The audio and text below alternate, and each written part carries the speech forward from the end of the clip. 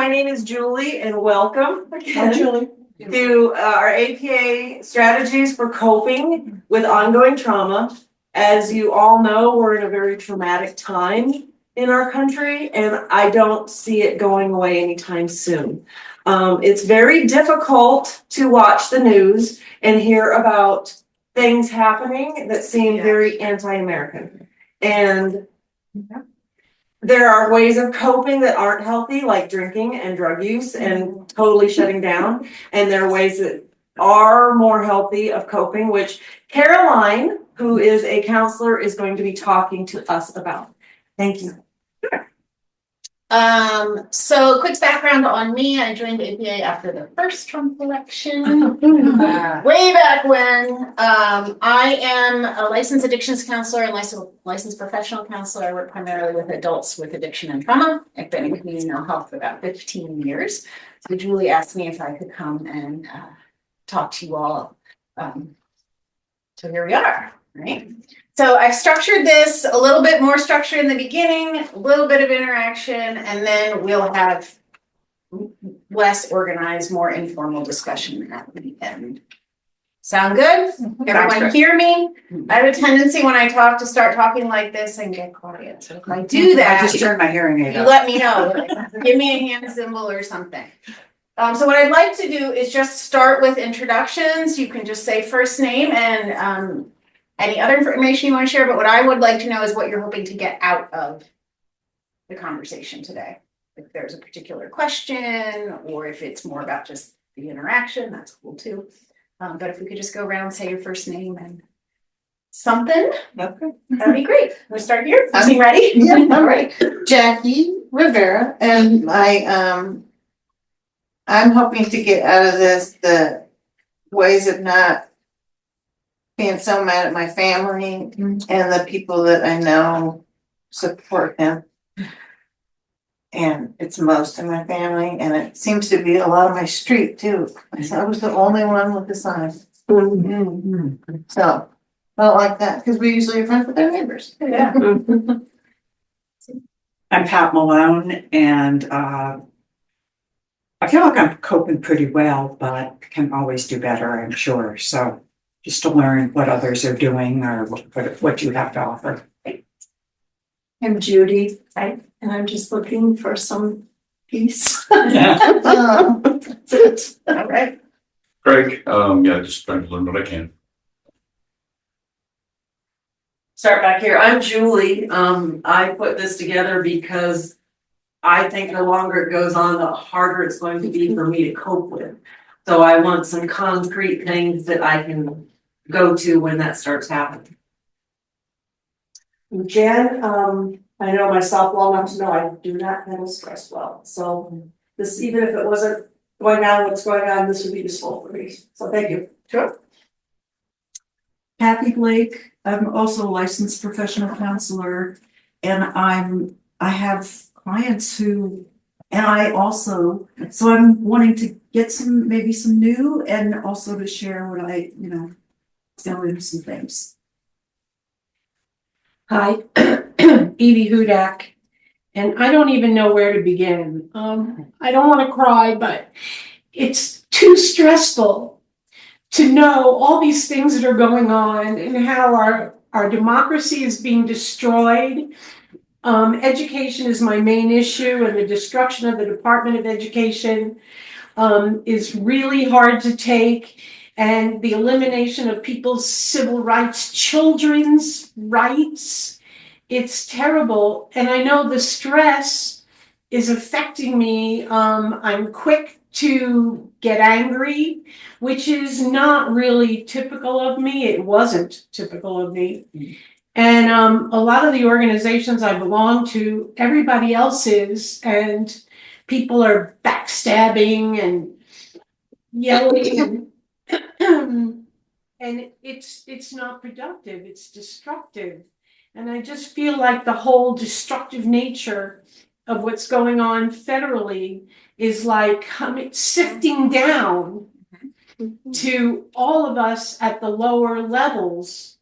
And, even though Colorado is basically blue, we're having infighting amongst ourselves, which is also dangerous and destructive.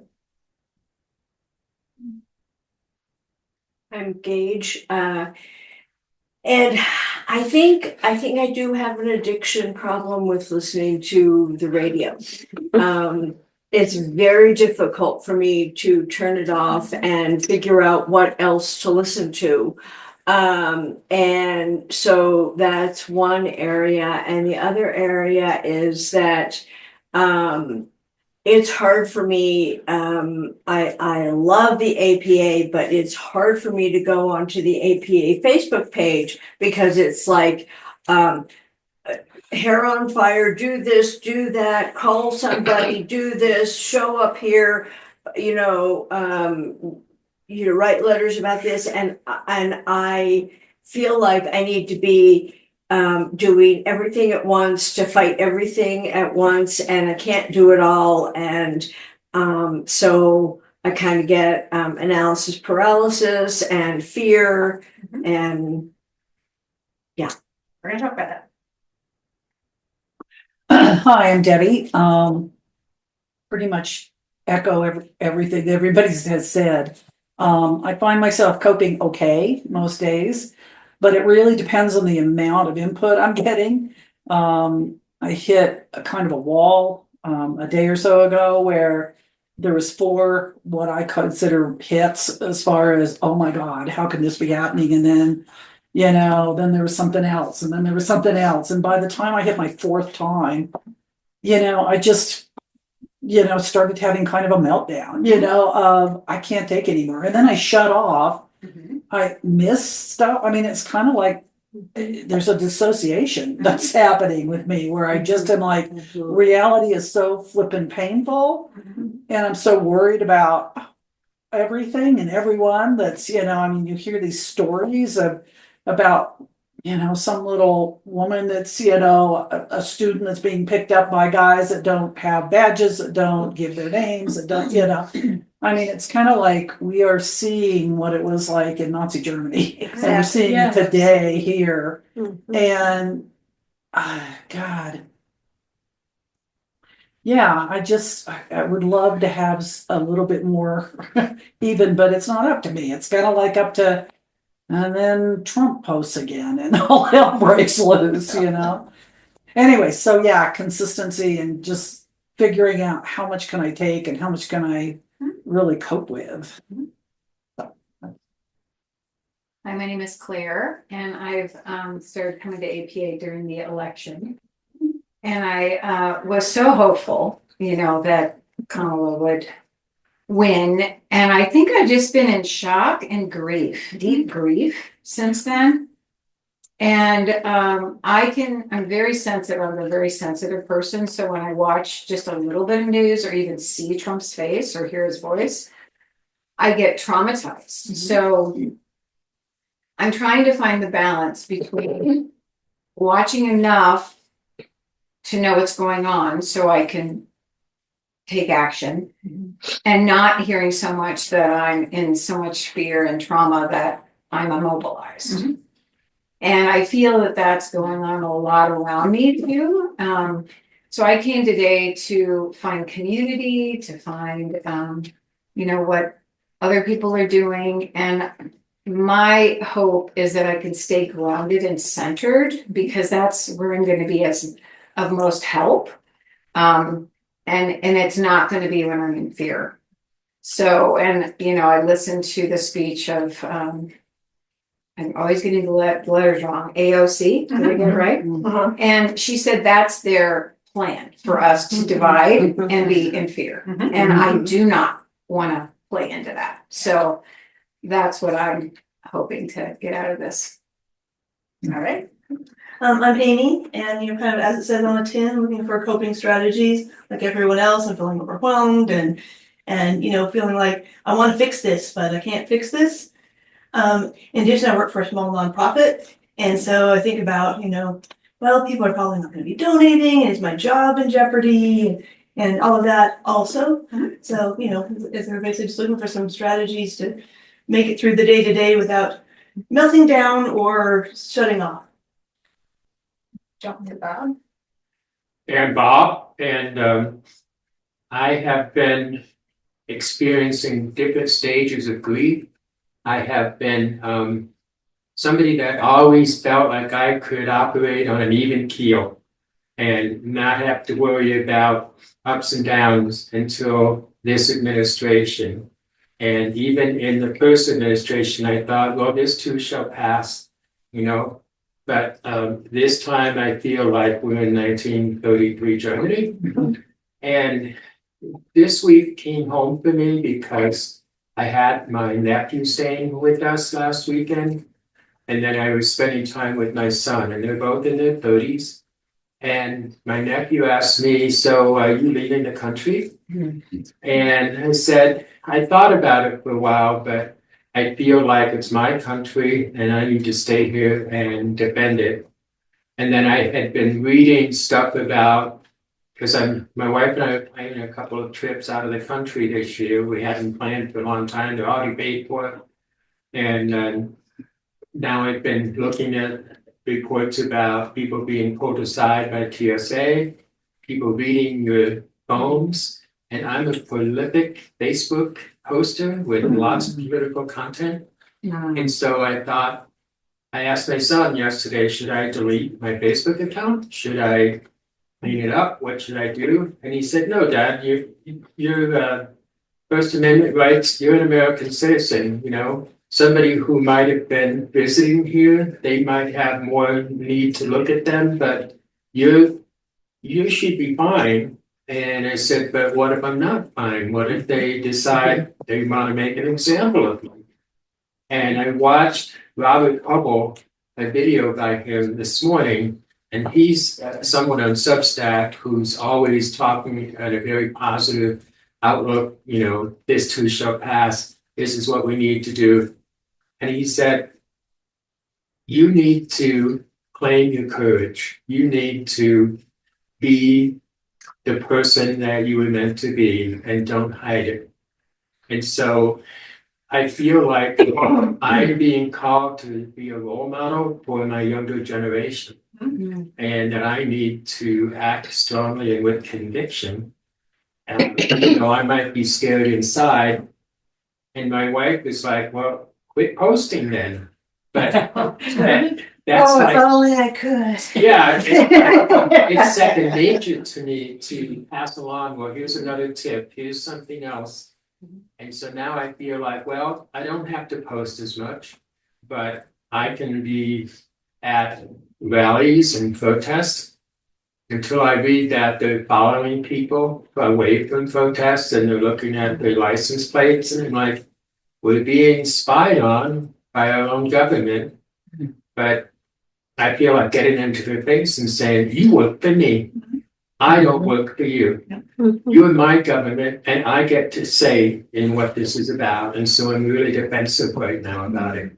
So I'm feeling angry. Yeah. Last check-in. My name is Linda Olson, and like I said, we have a small group, 5 or 6 people. But we were doing postcard parties, you know, during the first administration and wrote thousands. But the group helps. We have been meeting every week, and we're all from Arvada, and that helps because everybody gets their news from another source. And so we can bring that back to the group and talk about it. And that really helps. As far as addictions, we have 2 people of the small group who doesn't drink, but when we got together for one impromptu gathering, because we were so upset, they brought wine. And she even brought cigarettes, and she hasn't smoked in years, you know. So it does affect all that. My kids are as upset as I am. They're in their 50s. But when they call me and say, oh, Mom, did you hear da da da da da, just shocking, I come back with, well, what are you going to do about it? They hate that. They hate that. But, you know, I feel like we need to pass the torch. I protested way back in the 70s about this stuff. And, like, get up and do something. Yep. And I can't right now. I just can't go out in the snow and rain, and we need smaller events so we can get to them and do our thing. Thanks for sharing, everybody. I'm gonna try to cover as much concrete, practical things as I can. And the focus is really gonna be on yourself and what you have control over, not so much like the shit that's up here that we don't have control over, like, getting out of that like panic, terror, angry, paralyzed place. Because we don't do anybody, including ourselves, any good if we're completely in lizard brain and we are freaking out. And so I'm going to really focus on some concrete actions, some cognitive shifts, and things you can do in your thinking to try to help push you through that initial fear response. I don't at any time intend to invalidate your feelings or your experience, right? Social security is not, it's terrifying to me, but also I have a lot of work left in me. So I'm like, okay, I can plan if Social security is ending. Others of you in the room might be like, right? So, just bear that in mind that, we all have different things that push our buttons, that set terror for us, and other things where we can go, okay, I can dissociate from that a little bit because it's not affecting me directly. Or if you're not a parent, maybe you don't have that future worry thing that parents have, or I have a small child, some people have grown children. It's very different. Our experiences are all very different. So I want to acknowledge that up front, and then I'm going to say, I want to get us all grounded. So we're going to do, to get grounded, we're going to do a loving kindness meditation. Does everyone know about those? Okay. I hate meditations, but this one I like. So what I did was, just to help you out a little bit, I printed out what it is. So if you just want to take it and then that's for you, and then pass it. It's just for reference. You can take it with you, stick it on the visor in your car, you can flip it down when you need to look at it. But the idea of this meditation is to help you be okay in the moment. I think a lot of us get stuck in, well, if this domino, then that domino, and that one, and that one, and that one, and that one, and off we go, right? And so this is a mantra, this is a thing you can say in your head, right? And I didn't leave my cell phone, that's okay, I have it here. But the may I be safe, may I be happy, may I be healthy, may we live in peace no matter what we are given, may our hearts be filled with love and kindness. Sometimes saying that to yourself in a moment when you're freaking out can help bring you back to the moment. So just to get us going, get comfortable if you aren't already, the best of your ability. Allow yourself to switch from up here in your head, thinking, and just be. Feel the chair under your butt. Feel your clothes on your body. Notice your toes in your shoes. Simply be aware of yourself in this moment. Focus on breathing in and out. If a distracting thought comes up, just note it and then let it go. Don't follow it down the path it's taking you. In and out. So take a moment now to consciously set an intention for this practice. You might say, may my heart be open. May I cultivate loving kindness. I'm here to care for myself. Something that comes to mind. Set an intention for these next few moments. Now I want you to bring to mind a person or a pet for whom you are happy to see and have deep feelings of love. Imagine or sense this person or pet. Notice the feelings you have for them as they come up in your body. Maybe it's a smile that spreads across your face. Maybe it's warmth. Whatever it is, just feel it. Now let that go and continue to keep awareness of the feelings that have come up. Bring to mind now and see if you can offer loving kindness to yourself by letting these words become your words. May I be safe. May I be happy. May I be healthy. May I live in peace. No matter what I am given, may my heart be filled with love and kindness. Notice the feelings and sensations that arise and let them be. Now try offering loving kindness to someone who supports you. Bring that person to mind and let these words become your words. May you be safe. May you be happy. May you be healthy. May you live in peace no matter what you are given. May your heart be filled with love and kindness. Notice the feelings and sensations that arise and let them be. Once feelings for a loved one flow easily, turn your attention to someone with whom you have difficulty. It is best not to start with the most difficult person, but someone who brings up feelings of slight or annoyance or irritation. And see if you can let these words become your words as you keep this person in your awareness. May you be safe. May you be happy. May you be healthy. May you live in peace no matter what you are given. May your heart be filled with love and kindness. Notice the feelings and sensations that arise and see if you can just allow them and let them be. Now bring to mind the broader community of which you are a part. Imagine your family, your colleagues, your neighbors. Fan out your attention until you include yourself in this offering of loving kindness as you let these words become your words. May we be safe. May we be happy. May we be healthy. May we live in peace no matter what we are given. May our hearts be filled with love and kindness. Notice the sensations and feelings that arise within you. Sit with them for a few moments until you are ready to end this practice.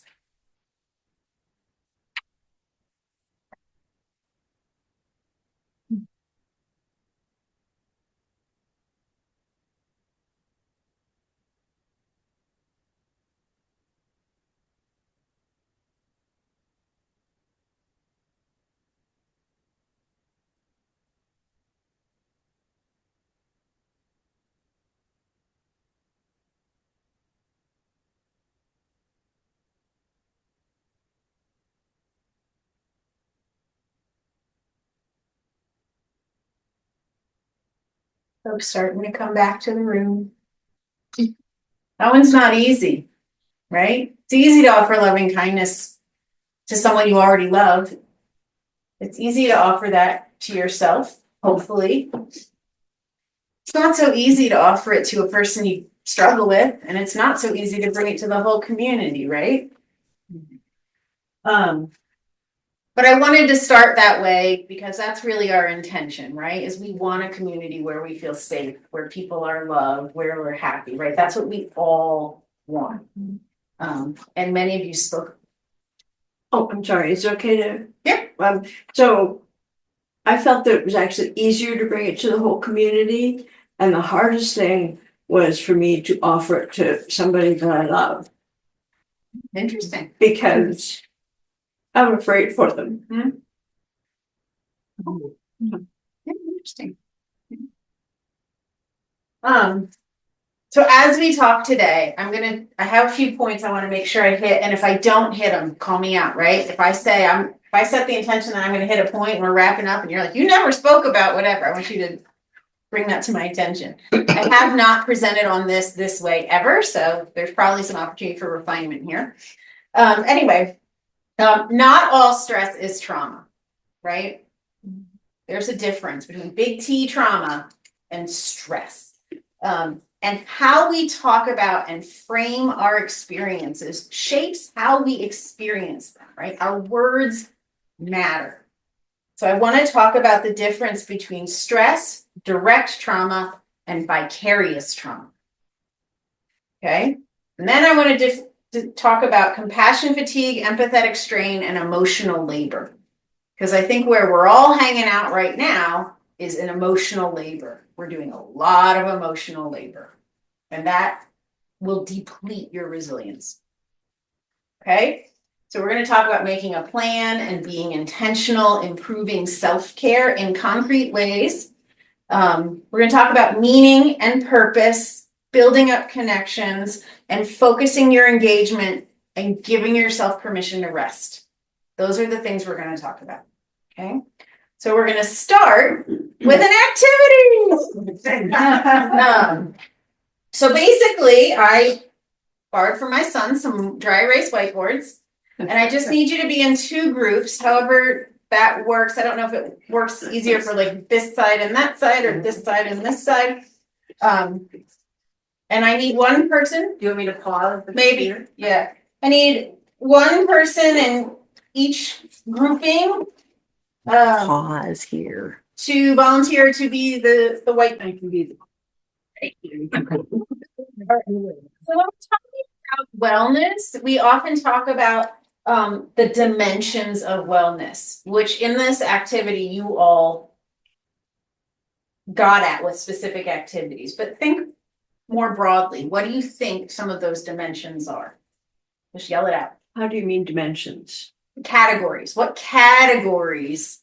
Physical. Physical, 100%. What else? Mental. Mental. Yeah. Spiritual. Yes. Emotional. Yes. Body, What? body related? Mm-hmm. What was that, Kathy? Body related. Goes with physical. Yeah. Creative. Creative. Yeah. Changing your space. Environmental. Yeah. Emotional, do we get that? Mm-hmm. We did. Okay, say it again. Big one. Emotional. Yeah.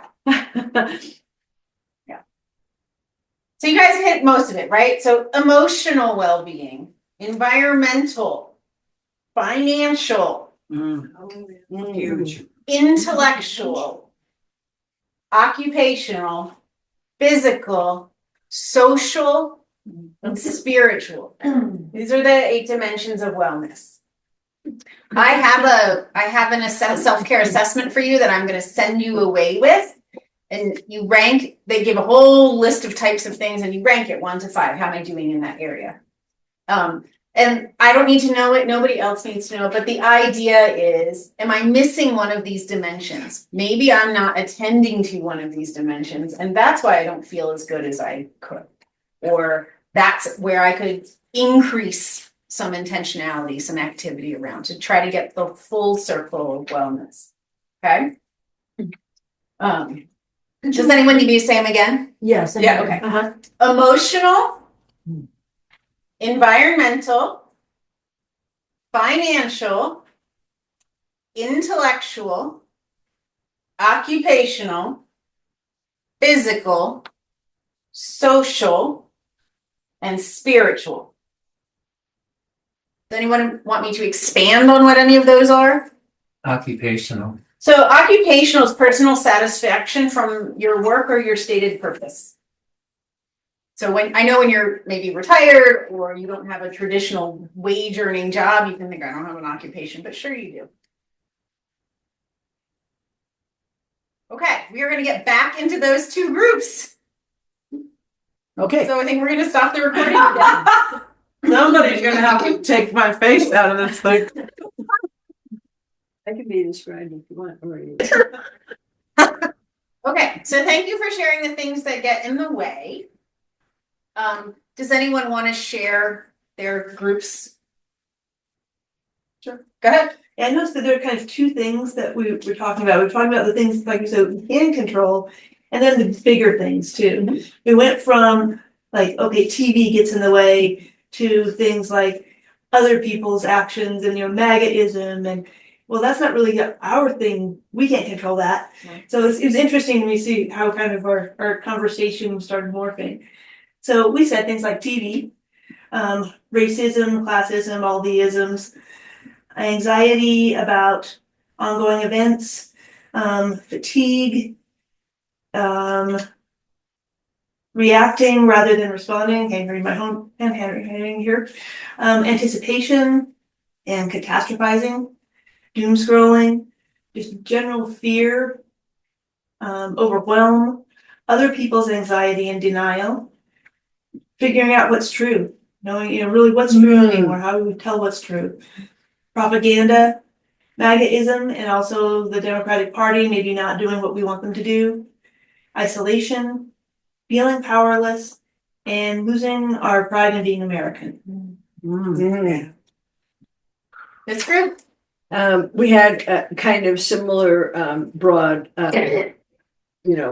micro and macro sections. Elon Musk, nitpicky people, people losing their jobs all around us, family members or animals, in my case, not cooperating, feeling overwhelmed, dissociation, medical, time and time management, losing faith in ourselves and our ability to change the situation, losing hope, the democratic vision, division among among the party, or among close groups, and physical challenges, such as being hungry, being thirsty, being in pain. So kind of the general, Maslow needs. Awesome, thanks for sharing. Can someone erase their board and let me have it, because I need to use it. So one of the things I want to circle back to is focusing on what you can effect with your actions and not focusing on things outside of your control. When we spend our time and energy being mad at reality and we're struggling against the reality, we are focused on the wrong thing. We must accept this is the reality we're in. What can I do within this reality? We spend all of our time and energy focusing on it shouldn't be this way. This is not right. That's not fair. I didn't want that. This affects me. And we're busy in that headspace of this is bad, this is bad, this is bad, it's not fair, it's not right, it's not right. We short circuit our ability to focus on, okay, what can I do? Right? We're too caught up in it shouldn't be this way. Right? So that space between what is reality and what we want reality to be is where we struggle. And if we let go of where we want it to be in terms of right now it's not there, we let go of focusing on it shouldn't be this way and we focus on this is the way it is, then we have a stronger place mentally to focus our actions. Once you accept reality, then you can decide what actions am I going to take. If you're up here in, I don't like this reality shouldn't be what's happening, this isn't right, you're basically denying reality and you're in a kind of denial. Does that make sense? And there's suffering up here because you can't affect change if the only thing you're doing is saying, I don't like that it's this way, right? It's okay that you don't like the way it is, but you have to follow it up with, and this is what I can do. Or this is what I'm going to do. Does that make sense? Yeah. Okay. So when the way this works for me, you guys have heard of Stephen Covey? Yeah. Okay. So there's basically 3 circles. Where do you think circle of control is? The inner circle. The inner circle, right. What does that mean? What we can control. Right, and what does it mean that it's this tiny little thing in the middle? It's not much. And where do you think circle of influence is? The next circle. That's right. Okay. And then, of course, where is circle of concern? Huge. Everything else. Everything else. And what size is that? Big. Holy shit, yeah. Okay. So when we focus on I don't like reality, we're out here in the circle of concern. When we focus on this reality doesn't look the way I want it to, and this is what I'm going to do, we're in here in control. Which feels better, being like perpetually worried or feeling like you have some control? Right. So when we're focused on concerns, we are being reactive. When we're focused on control, then we can be proactive. And when you think about your own stress levels and your own way of functioning, what feels better? Reactive or proactive? Proactive. Right. So that's what we're going to focus on today. Now, one thing you can do is you cannot really expand control unless you suddenly become a billionaire or become elected or some other big life shift. Even when you're elected, believe me, you have almost no control. The systems are, whew, right? Yeah. Yes. You can, as an individual, expand your circle of influence. And that is something I think like APA, coming together as a group, creating connection, having a unified voice, getting the ear of elected people, getting the attention of journalists, things like that. That is expanding your circle of influence. That's an important thing to do. So we also know that, I heard someone say it, right? Isolation is bad for your well-being. Mm-hmm. How do you expand your influence? What do you increase? Connections. Your connections. Mm-hmm. And when you increase your connections, what also happens? You're expanding your influence. Yeah, and you feel And control. more in control You're and increasing. better, right? Yeah. Not alone. So like connections, people. Right, like this group, right? Exactly. So was it you said you like to be friends with your neighbors, but it seems like everyone on your street is a Trump supporter, you said, right? Well, Sort of. people just, I feel like, and maybe it's Feel my alone. imagination, but I feel like they have distanced themselves from me. Right. Mm. So building connection would help your well-being, yeah. Okay. So very simplified, but that's kind of the idea. And so I heard a lot of people focusing on these really big systemic awful things. They are legitimately awful things happening. I don't want to downplay that. But if that's where your attention is, you're going to feel out of control. You're going to feel dysregulated. You're going to feel hopeless. You're going to feel like you can't contribute or your contributions go nowhere, or you're going to feel sort of impotent and efforts are futile. If that's where you're focusing, we've got to bring it closer. And I know in the current state of things, bringing it closer sort of feels wrong. Like, no, all these big things. But I promise if you bring it closer and you're in a better headspace and your connections are stronger and your community knows that you're a part of it and you feel connected that way, it will then allow you to expand your circle of influence and feel better. Because surviving or coping with trauma, you cannot recover while you're in the midst of something, right? If trauma is ongoing, which is how we're characterizing things right now, we have to survive it. And the way to survive it is through the self-care, through the circle of control, through the community connection. Does that make sense? Mm-hmm. Okay. All right, so I want to add, you might need professional help. Right? How do you know when you need professional help?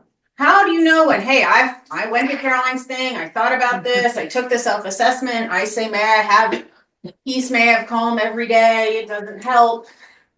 How do you know that your typical way of being isn't working for you? How do you know? You're crying all the time. Maybe. Or easily. Symptoms have gone way up. You think about harming yourself or others? Sure. Mm-hmm. Intrusive thoughts that can't be controlled. People around you remark about you. Family and friends notice. They remark about you, Yep. people around you. Family and friends notice, for sure. Difficulty in getting out of bed. Yep, Not able to function like you used to. yes, totally. If you look at those 8 dimensions of wellness and on a 1 out of 5, you're a 1 in every single one, your symptoms are pretty severe. Maybe you need help. It's okay to need help, right? The other thing is you can't help others if you're not in a good place. And I know everyone is here and involved in APA because you want the world to be a better place. You want the community a better place. You want to help others. And if you aren't okay, you're not gonna help anybody, right? So it's okay to say, you know what, I'm taking that vacation and I'm gonna be checked out for a week because I need that, right? It's okay to say, I'm skipping the news for 3 days and I'll read one of those Substack, here's what you missed this week email things, right? It's okay to do all of that because if you're not okay, you can't affect change at all, right? And the people who need you and you need you will be without that resource, right? Okay. Some concrete things. And I should have printed this out for you because I think these are amazing. These are little things we'll do in the moment in therapy when someone is just really not okay in the moment. And so this is called a 15-minute bounce back, and there's a whole bunch of things, and we're not going to do a 15-minute bounce back, but these are things to give yourself permission to do to get over that hump of I'm not okay in this moment, right? Because maybe this loving kindness meditation, your brain is too far gone for that one, right? Has anyone heard of the BMW? No. Bitch, moan, whine. Give You yourself want us to moon people? moan. Oh. Moan, whine. Give yourself 60 seconds to bitch, moan, and whine. It's okay. Give yourself permission to let it out. You don't need to censor. You don't have to try to be non-judgmental or non-critical or whatever it is. You don't have to be your best self for 60 seconds. Just Yeah, but that all by yourself, because when I do that, it upsets my husband because then it makes him feel more stressed. do it on paper. Do it in a Facebook post. You're never going to hit submit. Call me, Evie. Call Julie. Call me. Pick a buddy and in advance prearrange, like you're gonna be my BMW buddy, and then you're gonna call them on the random Wednesday and you're gonna say, I need 60 seconds, and they're gonna say, go have it. But you gotta limit it because you can't be in that space forever. That's why it's 60 seconds. Oh, 60. Yeah, 1 minute. I have told clients, if you want 5 minutes, set a timer or set a timer for 60 seconds. Mhm. And then you don't have to think about, well, how much more time do I have? Right. The other thing I like to do is I have a foam bat Mhm. and I have a giant therapy ball. And boy, sometimes I like to whack on that ball or the punching bag. Yep. Yep. So let me go down this list and then we're gonna share stuff. Okay. I thought the wine was spelled W-I-N-E. To moon people. The next thing, oxygenate. 10 deep breaths. In, hold for 4, out, hold for 4. Do that for 2 minutes. Okay. The next thing is called a values anchor. So emotionally connect with your 3 top values, just to remind yourself. Okay. Next thing is context. Make a quick list of what is known, what is unknown, and what's fuzzy about the situation. That should take about 2 minutes.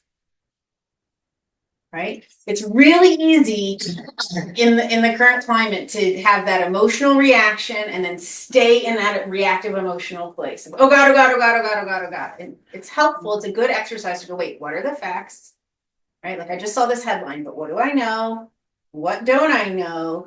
What needs to be checked out? What seems fuzzy, right? Instead of just instantly reacting, right? Slow yourself down, slow your brain down. For 1 minute, ask yourself, what specifically is my challenge right now? Or what is the challenge right now? This is to control you from just reacting to everything. Because all those headlines, a lot of them boil down to one challenge, right? And so instead of going, oh my God, it was 6 things today. Nope, it was 6 examples of the same thing. It was just the one. It's the same thing over and over, right? Now flip the challenge into its positive opposite. So that becomes the goal you're trying to achieve. Again, I want you to focus on the here and now and control and not up here concern. So that's a minute. So we've had BMW for a minute, oxygenate for 2 minutes, values anchor for a minute, context for 2 minutes, challenge for 1 minute, and goal for 1 minute. The next step is I don't know what you're calling that most recent one you just said. the goal. What's the challenge right now? challenge. What's the one after that? The goal, flip the challenge. But what does that mean? Are you gonna explain that? Yeah, so pick a challenge, A challenge is to not doom scroll. okay? So what's the opposite? Stay off. Okay, Yeah, you social just media. flip the goal is to stay off social media. If the challenge is I'm doom scrolling too much, then the goal is I need to delete Facebook for a week. I don't know, right? Okay. Okay, the next one is obstacles. That's 2 minutes. Identify the 2 or 3 key obstacles that you're facing or that are getting in the way of you achieving your goal. These are like the yeah, but or oh, this, right? 2 minutes on that. Missed that. I didn't get that. Okay, so for the next 2 minutes, you're going to identify what's getting in the way, what's the obstacle to you getting your goal. So that might be the yeah, buts or the well, what ifs or like maybe the rationalizations you do that make you think, oh, I can't do that goal. The next 2 minutes is identifying the energizing question or the action steps, right? Create a question as opposed to be a learner, be curious rather than a judger. Okay, so jot down 2 or 3 action steps you can take to help you move closer to your goal. It doesn't need to totally resolve the situation, just get you closer to the goal. I will send this out because I see like faces. Yeah. Caroline, can you also hold it up to the camera really quick so it will be, walk up to it? Yes, I will at the end. Yeah. So it's on there? Okay, and then get yourself one of these or some kind of whiteboard. It can be a piece of paper too if you want. And just for a minute, take some deep belly breaths with your eyes closed while you imagine looking at the blank board and ask yourself, is there anything else I need? And you write it down. Okay? And then the last 2 minutes, you're clarifying your steps and your role. So define what role you need to play to achieve that action. Right? And if your answer is, I need to be president, okay, we're up here, we're not down here in control. So start thinking about it. So this is called a 15-minute bounce back. So it isn't any one of these things by itself. It's all of these things together across 15 minutes, maybe a little bit longer, to help you move out of that like emotionally activated place back to a place where you feel regulated and in control. So I will send this out and I will walk this up here. Thank you. Could you give us a simple example of you going through that, or? Well, that would take 15 minutes.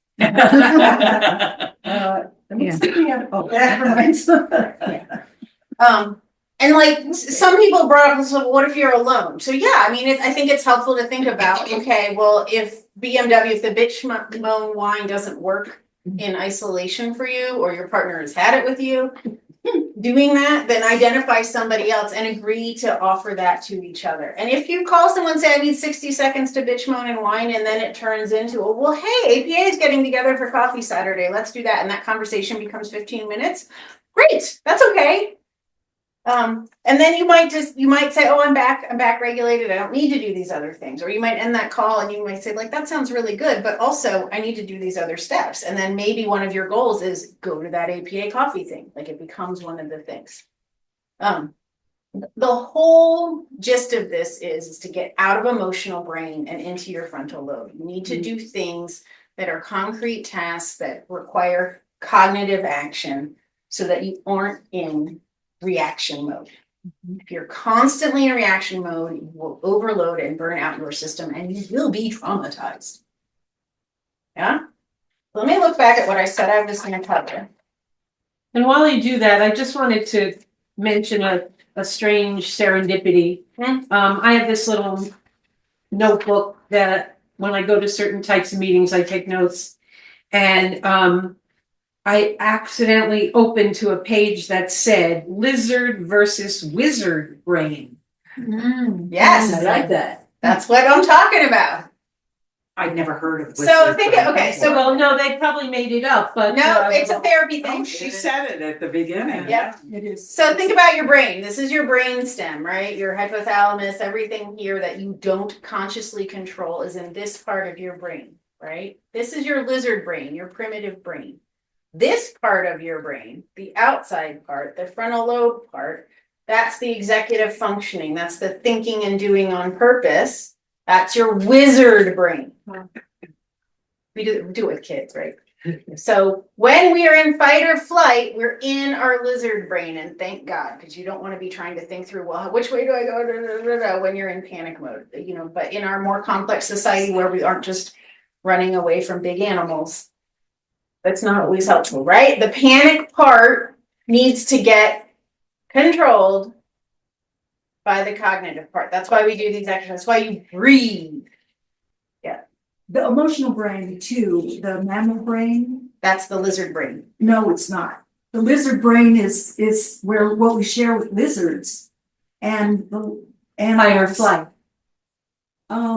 Freeze, sometimes Yeah. lizards will freeze. Yeah. But fight or flight, I think, comes from the amygdala and the emotional mammal brain, which we share with dogs, cats, and then the executive brain is this is how I learned it. Our executive brain is, reasoning, thinking about stuff. Right, your frontal lobe, your wizard brain. Right, Uh-huh. but the emotional brain is what gives our heart and our nurturing and some of the puddle hormones and different types of. So you're saying that there really There's three three. steps, Yeah. So So no, I just add that middle brain too, but that's, I We're think. not gonna do neuroscience. Not gonna do what? Neuroscience. Neuroscience? It's- yeah. I just had to. Yeah, So so, emotions and are important, Right. that's why. I have a great I get video you. about a lizard running away from an island full of snakes that really illustrates this, but I didn't share it. Anyway, when you are being reactive, when you are out of control, you are in your primitive brain. And the whole point of having concrete actions, doing things intentionally, setting forth good self-care is to help you not slip into lizard brain when bad news comes. It's to stay in your frontal lobe, right? And when you're focused on all the stuff that you're worried about, but you can't control, you are going to feel much worse about what you're experiencing than if you can help yourself go, okay, what can I control? What can I influence? What's outside of that, right? This is always bigger. And I know that's very, very overwhelming. And it's helpful then to say, okay, well, what can I, if you're focusing energy on things that you can't impact, you're going to be exhausted. You're going to deplete your resilience, right? So the whole goal of self-care is to increase your resilience. And then there's that cognitive piece of paying attention to what you can control and focusing your energy on that. So that you can be proactive instead of reactive. Okay, the last thing I want to speak about is boundaries. When you hear that word, what do you think? Limits. Limits, yes. What else? Saying no. Saying no. Self-care, yes. So a boundary is about your behavior or your behavior in response to something. It is not about expectations you're putting on somebody else, right? You hear a lot of people who might say, well, I have a boundary around people talking to me that way. You can't talk to me that way. No, that's not a boundary. A boundary is, I don't like how you're speaking to me and I'm walking away, right? You don't have to change your behavior. I'm going to respond in a particular way. So be mindful of that. So if someone tells you, well, I have a boundary about, anti-fascist people. So you need to change because you're an anti-fascist. No, darling, you just need to not be around me, go away, right? So understand when you're setting a boundary, it's for you. It's not about changing anyone else. I want to open the discussion, so I think we'll probably turn the recording off. But again, today the point is there's a difference between trauma and stress. How we talk about what we're experiencing influences, like the story we tell ourselves, influences how we experience it. And to cope with trauma, you have to focus on what you can control.